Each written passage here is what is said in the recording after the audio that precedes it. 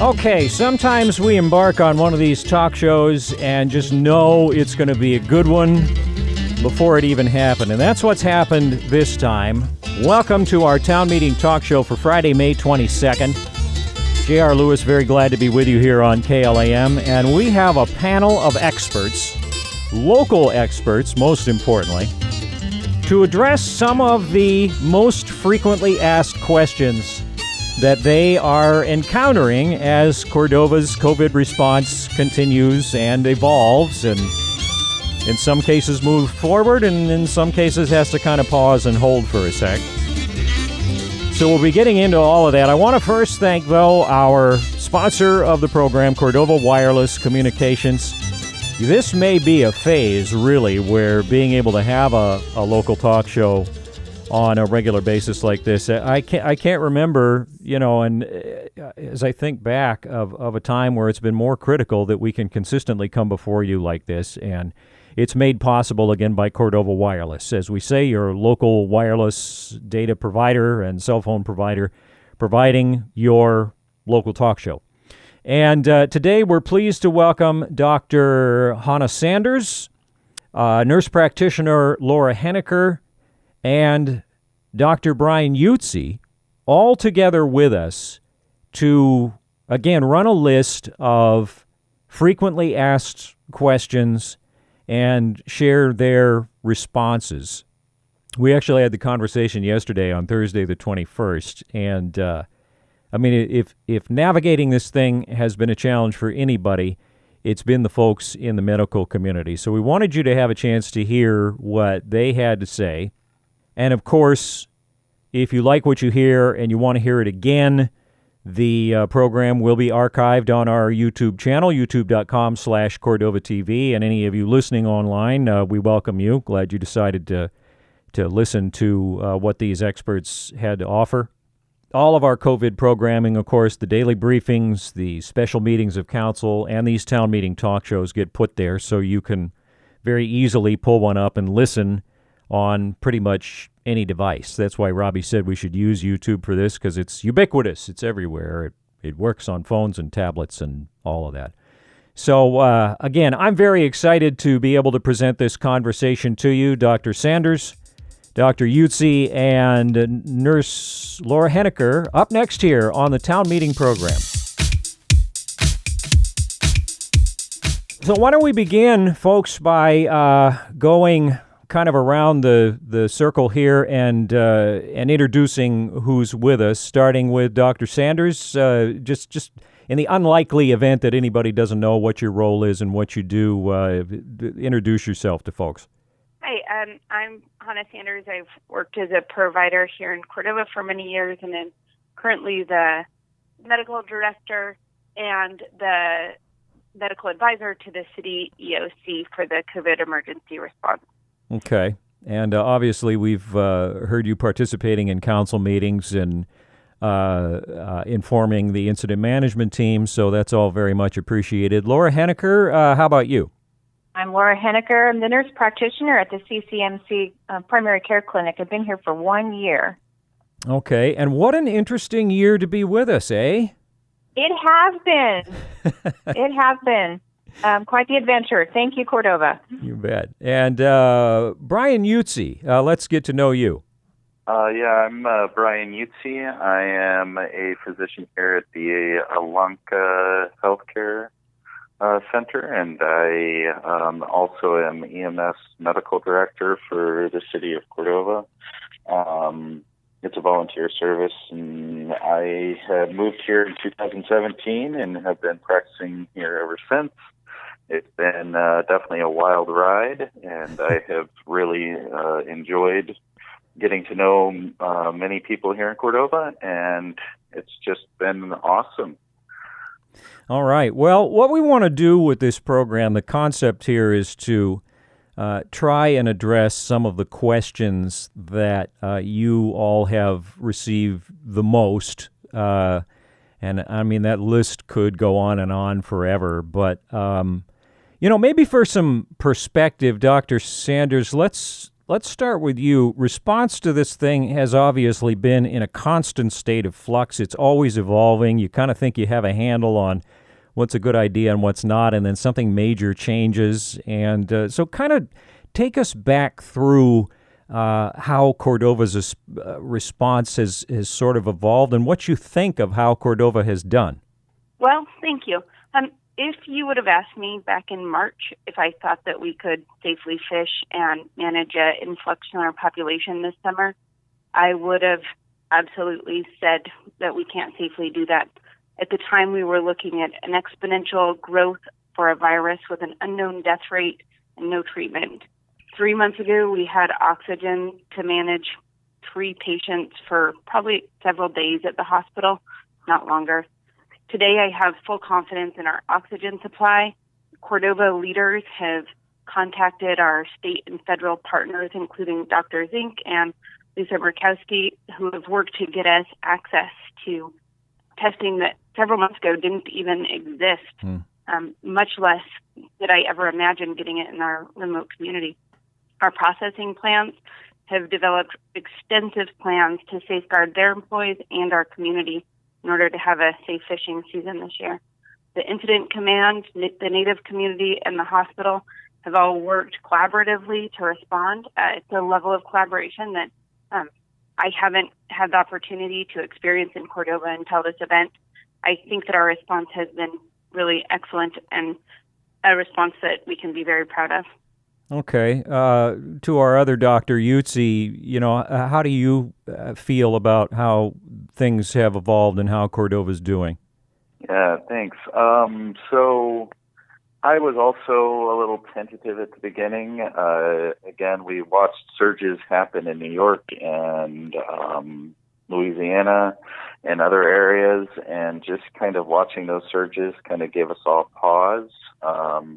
I knew that our EMTs and EMS service needed some adjustments in kind of the way they were operating, because oftentimes with the volunteer service, you'll have 8 people show up on a call, and with the potential for spread, we couldn't do that anymore. On top of that, I think that as fairly early on, we realized how dangerous this thing could be. We put in the correct implementations, and everything worked well there, as well as I had heard about some of the kind of communication issues between the Ilanka clinic and the hospital early on.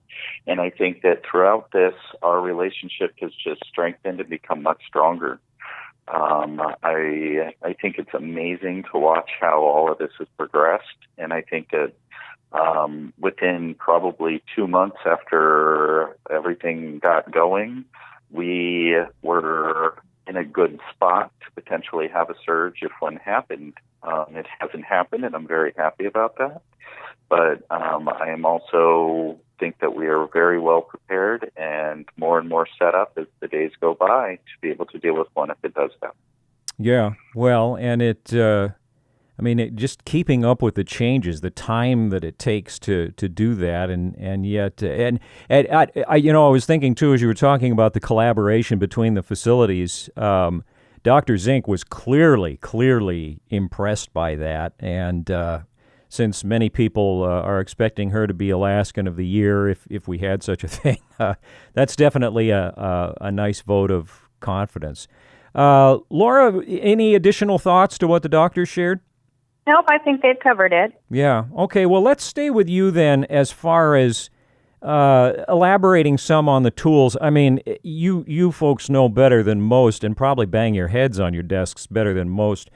All of the information coming from every crack of the World Wide Web on, tools and models and all of this sort of stuff, it can make the average person's head spin trying to figure out how to navigate what's a good thing to do or what isn't. What are the tools that guide our local medical decisions and recommendations? What do you rely on?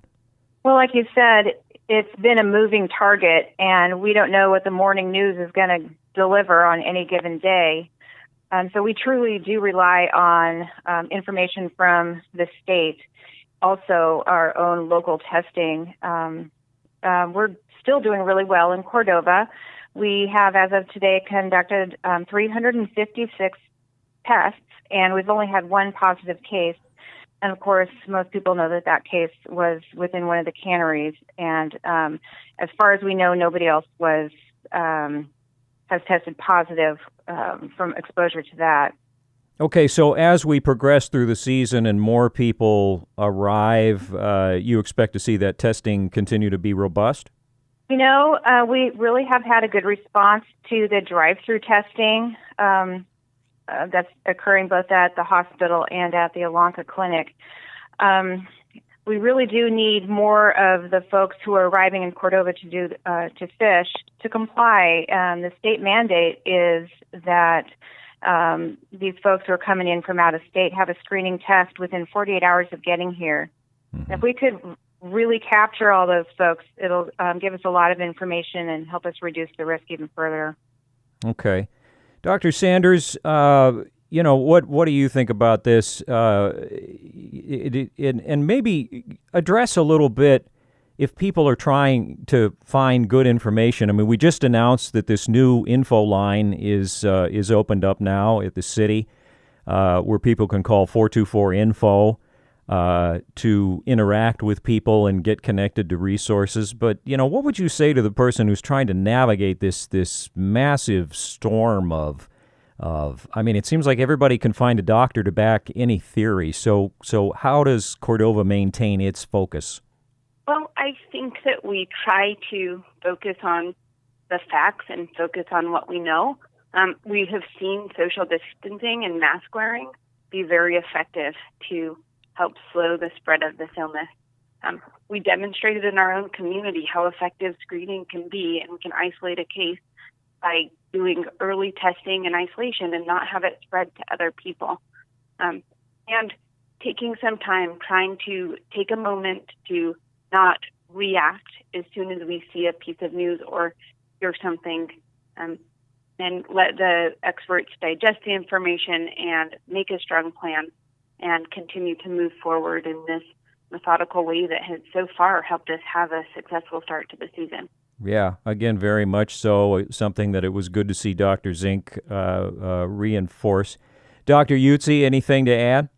No, I think they've covered it pretty well. We are using the state's data as well as our own testing, and we do have access to significant resources that we need. Okay. So I think that we kind of covered it fairly well. I would like to mention that 48 hours is the recommendation, kind of reiterate that, and that with the way the flights work here, you should be able to be tested within that time frame, either at the Ilanka clinic or the hospital, no matter when your flight comes in. Okay. So.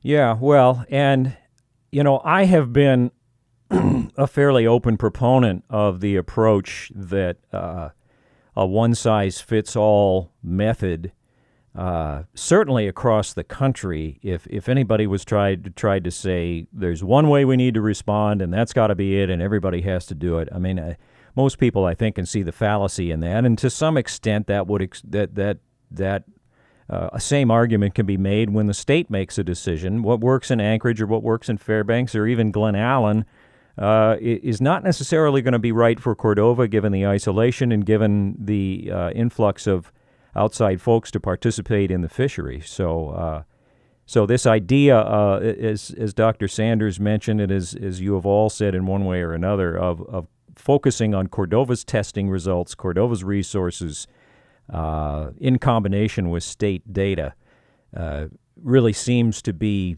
the way to move forward. And speaking of moving forward, actually, and maybe Dr. Iutzi, we'll start with you on this. We're obviously in a weird position right now where, again, the state is moving to a particular level. Cordova is the majority of our folks responsible for making the decisions are holding back on that right now. How do you feel that we can safely move back in sync with the state and do this more full reopening? Thank you. Yeah.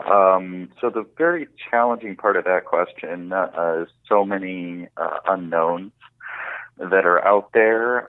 We honestly don't know when we're going to get our first community spread case or anything like that. We do feel we need to learn how to operate businesses more safely in the presence of the now known novel coronavirus. Yeah. Moving to a full reopening does not mean that life is going to return to the pre-COVID conditions where we're hanging out in large groups and not wearing masks. The canneries will still operate with their new safe practices in place, and they all have some pretty darn good plans in place to operate safely. Fishermen will still be required to follow the state mandates as long as they're in a community where they don't always live or operate and are coming from various areas around the world or the country. People will need to take individual responsibility to keep themselves and others safe and to not spread this illness. Even if you're young and potentially at low risk, you may have interactions with people who are in the higher risk group, people with various medical conditions or of an elder population. We all need to work together to protect those vulnerable populations as well as keep our fisheries open and operating well, because our economy requires that. And if somebody isn't working and isn't able to have the resources they need to keep themselves healthy, it's not going to work either. So I think that keeping all of those plans in place, continuing to be cognizant when you're out and about, is a very, very important piece of that. Yeah, it seems at this phase like a lot of the conversation is turning in that direction, that as the public has gotten more used to what it takes to protect themselves and protect others, that the responsibility of doing that is moving more toward that and away, at least in Alaska, depending, as the governor is putting it, having it be less regulatory and less big sweeping mandates and more, okay, the thing is here, let's learn to function with it.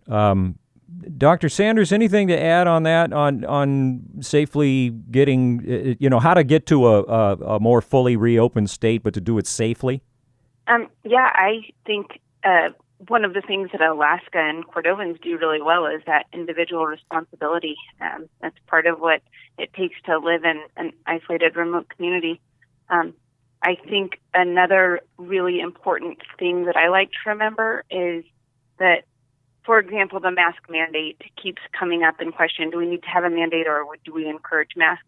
We have seen really successful plans come from the fish processors, and they were not mandated to have those plans, but the companies did take some excellent steps and took responsibility for their employees to put safety measures in place. So I think that just that accountability and all of us wanting to do the right thing, I think in this setting we can depend that our friends and neighbors are going and everybody has each other's best interests, and we're going to all work together to move forward with COVID in our presence for the next year and maybe longer. We're really working to try to see what our new normal is and how we can operate and keep the community safe while recognizing that we have this virus and recognizing the huge need to keep our economy and our roofs over our head and keep everybody fed. Well, and of course, fingers crossed, hopefully continuing to move toward a vaccine or a medicinal treatment that if you do have a situation where somebody, particularly a vulnerable person, comes down with the infection, that there will be increasingly powerful treatments or even better preventative options. Laura, we don't want to leave you out. Anything to add? No. The conversations, so I guess yes, the conversations that I've had with patients has led me to believe that they're very concerned about there being a spike, once the virus does get here, that there will be a spike and we won't be able to manage it with our current medical facilities. And I just wanted to make sure that everybody understands that we are ready for it. There are plans in place to get people out of here and into Anchorage if they need a higher level of care. And the measures that we have in place are to limit that spike so we can provide our full attention on those who are sick. Sure. And have the capacity, of course, as has also been part of the larger conversation, to take care of people who have issues that are not COVID related. So a question, ever since whenever it was, Tuesday, Wednesday, I can't remember, and Dr. Sanders, we'll go to you for this. Ever since the announcement of, that the state was accelerating its timetable basically by a month, there, as there are some in the community that say just go in sync with the state, and there are others that are saying no, that's, we may need to delay. Why, from your perspective, what is the point of delaying the implementation of the state plan? Since the state has started their reopening plans, they have developed excellent plans. The Alaska plans have received accolades from physicians all over the country. I think their plans are excellent. We initially were dealing with a pretty large influx, or the beginning of our influx of industry and fishermen, when the state first announced the initial phase one. And then the day that our city was voting to implement phase one is the same day we got our first positive case. So that timing put us a little behind the state, although we got there what I believe to be relatively quickly, considering all the things that Cordova had going on. But it put us a little behind in terms of being right in line with what the state is doing. The state plans, as I said, are excellent. They have a stepwise approach that allow the businesses to implement the procedures for safe operation, as well as have a pretty explicit direction on how they can implement those changes. And going through those processes and going to the phase two and taking this slow, soft opening approach gives everybody an opportunity to practice the new safe COVID operation.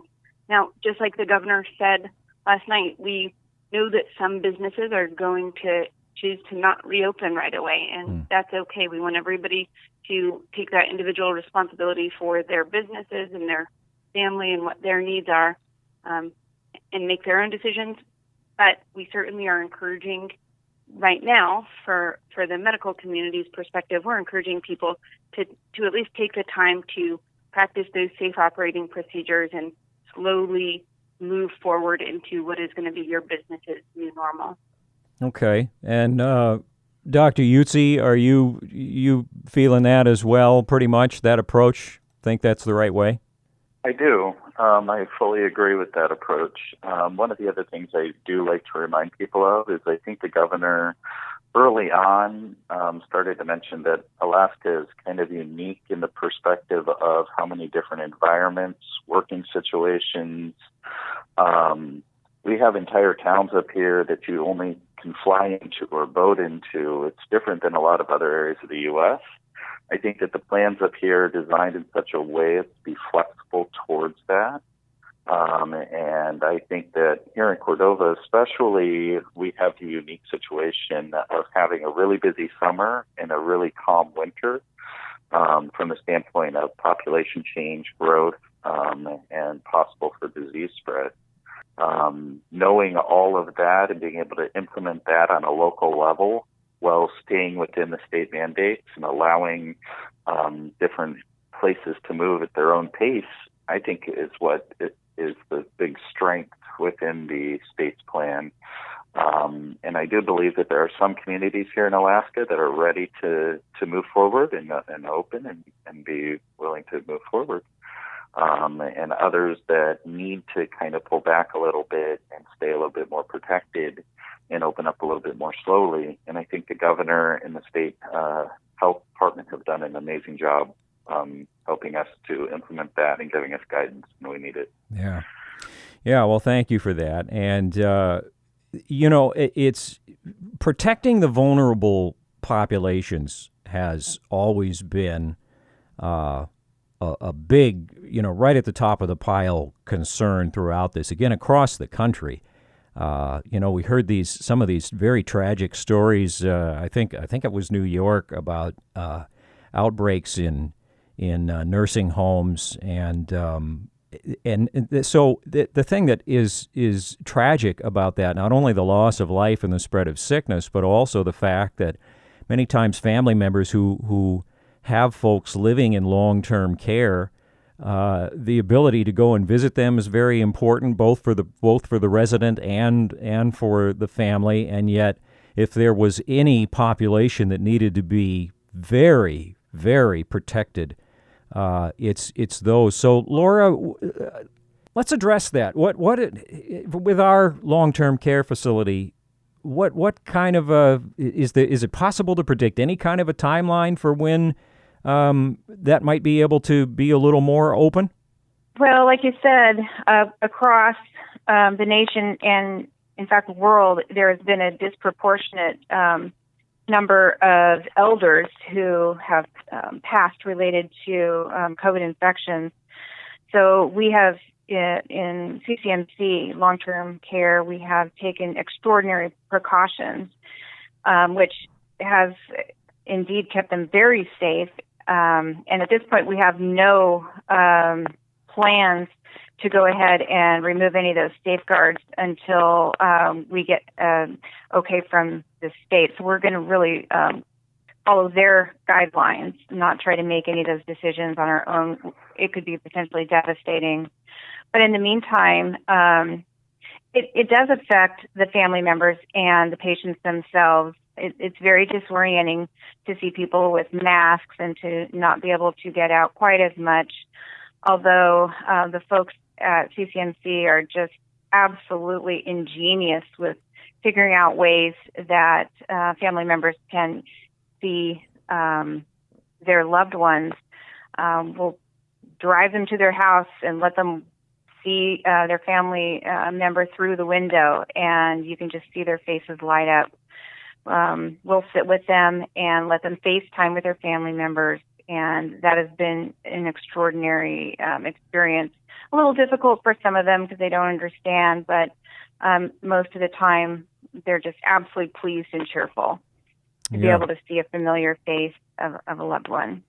So we will definitely be keeping family members up to date on whether any of those restrictions will be relaxed. But we're doing as much as we can to keep folks together. Yeah, and it's such a tough. I mean, it probably is one of the toughest things to have to think about, as we were saying, because it's such a potentially explosive situation, and not just say for one particular family visiting a vulnerable person in long-term care and maybe getting that person sick, but then if the virus takes hold in a facility like that, as we've seen again other places in the country, it just spreads like wildfire among some of the people for whom it can be the most lethal.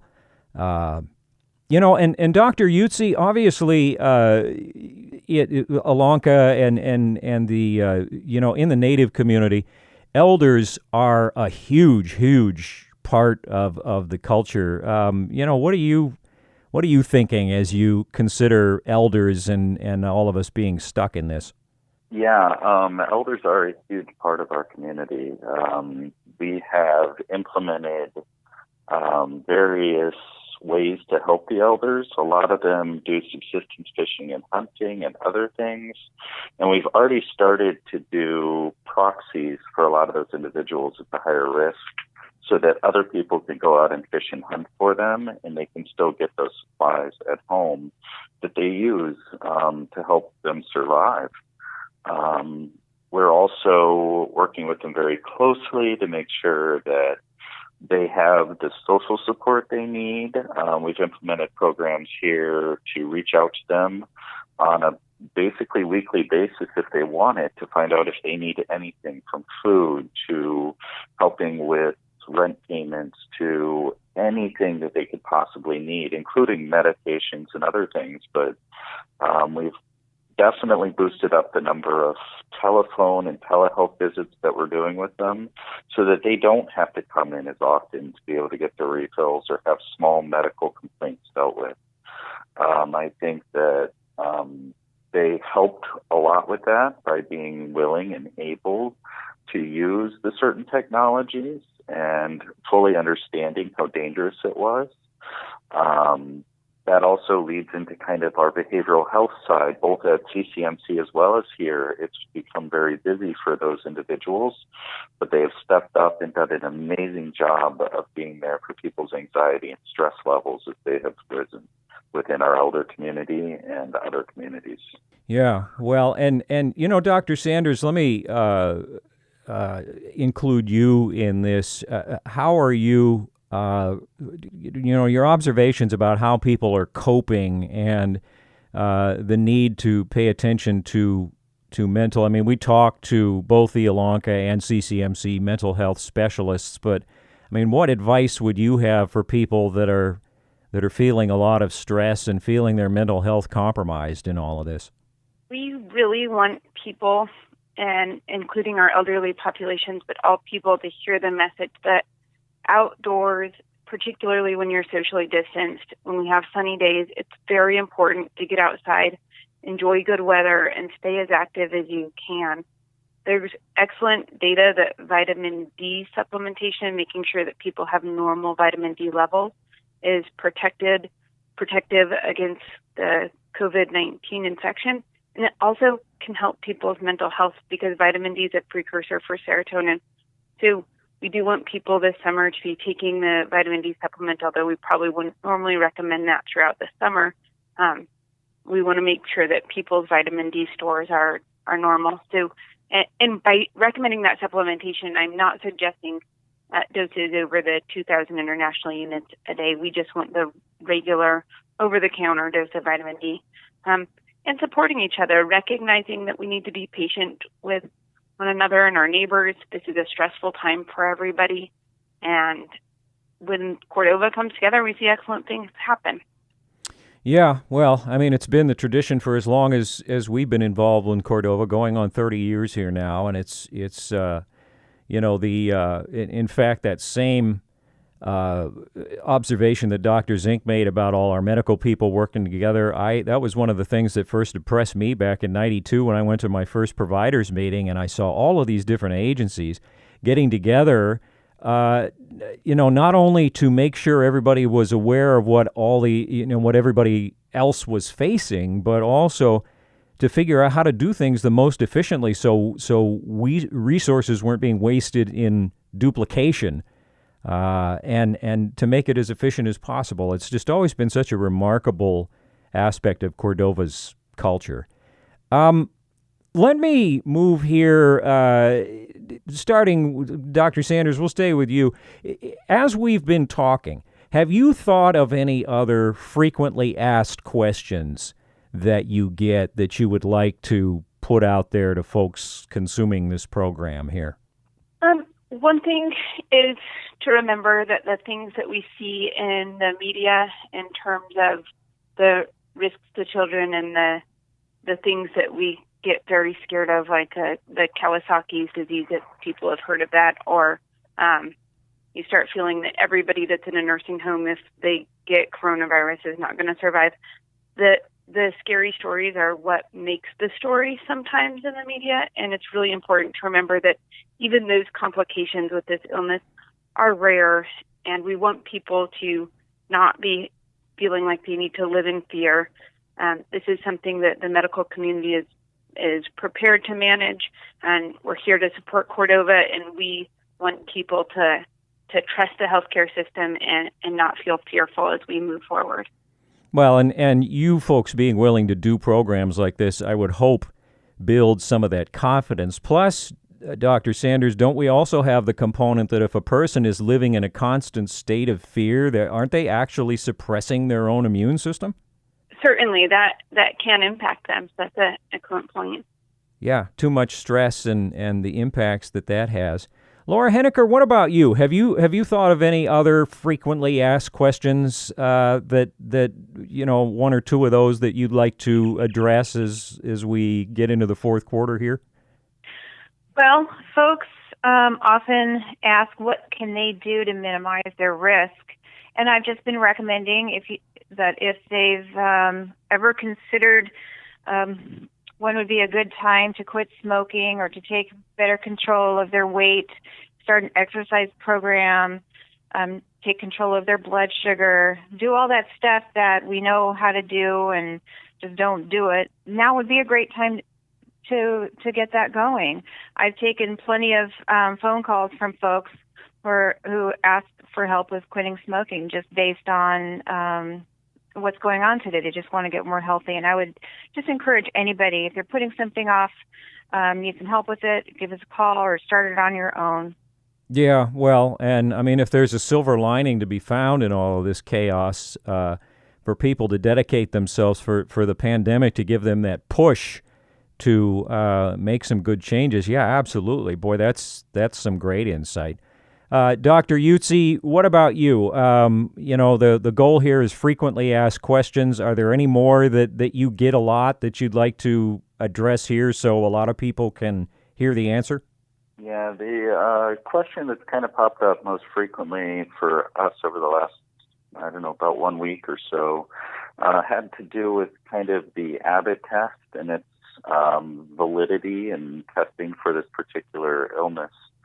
I do want to remind everybody that as a medical community, we do screening tests, and those screening tests are oftentimes wrong or incorrect. If we really think that something is going on and the screening test is negative, we always send it to a more specific test, and we have that for coronavirus at this point in time. The Abbott test is a great screening modality, but may not be very good at picking up very low levels of the virus. That being said, if you have a very low level, the likelihood of spread is a little bit lower. And so we will send the test off if we think that you need to have it sent off. So I'd remind people that the Abbott test is a screening test, just like our strep test or our flu test, and that the sensitivities of those tests are oftentimes a little bit lower than if we were to run them on a big machine, but the big machine takes longer. So I would just remind people to stay happy, stay healthy, and I appreciate you doing this program. Thank you. I couldn't be more delighted to be able to do so, and that's a very good final thought. Just in terms of general final thoughts, Laura, let's go to you one more time. What would you like to leave us with as we wrap it up here? Well, just personally, I've loved every minute of my time here in Cordova, so thanks to the community for being so welcoming and so kind. And then in terms of their health, take care of yourself. You only got the one life. Good point. Dr. Sanders, final word to you. What would you like to leave us with as we bring it to a close? Oh, I appreciate the community working together as it has. And, some of that working together means that people have different opinions. And when we have different opinions, it really drives us all to think and evaluate and do research and make sure that we're making the right decision. And so I appreciate everybody's opinions being shared and everybody that's participating in this process. It's been a fun thing to get to participate in. Well, and it's been delightful to see the amount of appreciation for our local medical folks. Again, it's challenging. I know you guys probably don't enjoy being in the position where you're maybe recommending something that half the community is possibly not going to like. But, it's like you said, that ongoing dialogue, the ongoing evaluation, keeping abreast of the constant evolution of this thing.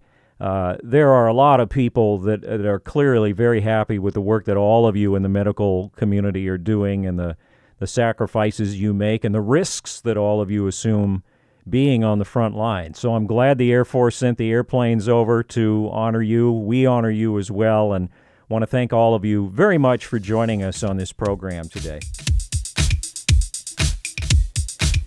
Well, I don't know about you, but like I said, you can just sometimes kind of tell when a show's going to be a good one, and I think that one definitely qualifies. Again, a big thanks to Dr. Hannah Sanders from CCMC, nurse practitioner Laura Henneker, also from CCMC, and Dr. Brian Iutzi from the Ilanka facility, showing again not only how much expertise we have in Cordova, to be able to focus on this thing from a Cordovan perspective. You not only have all of that talent, but the fact that even though they don't all work in the same place, they have shown over and over again how willing they are to come together and work as a unified team to operate in the best interests of everybody.